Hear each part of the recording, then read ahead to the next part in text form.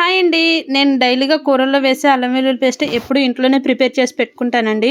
ఎప్పుడు బయట నుంచి తీసుకురాననమాట. ఒకవేళ ఇంట్లో ఉన్న అల్లం వెల్లుల్లి పేస్ట్ అయిపోతే అప్పటికప్పుడు దంచేసి వేసేస్తూ ఉంటానండి.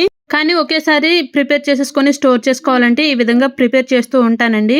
ఒక కప్పు పొట్టు తీసుకున్న వెల్లుల్లిపాయలు తీసుకొని ముప్పావు కప్పు చిన్న చిన్న ముక్కలుగా కట్ చేసుకున్న అల్లం తీసుకుంటానండి.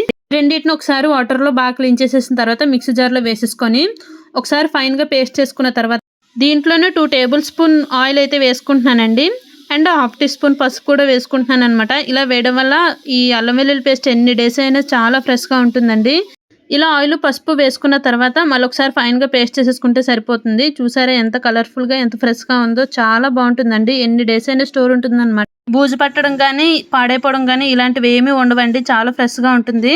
బయట కొనుక్కొని వేసుకునే కంటే ఇలా ఇంట్లోనే ప్రిపేర్ చేసేసుకుంటే చాలా త్వరగా అయిపోతుంది. చాలా డేస్ కూడా నిల్వ ఉంటుందండి. Bye bye.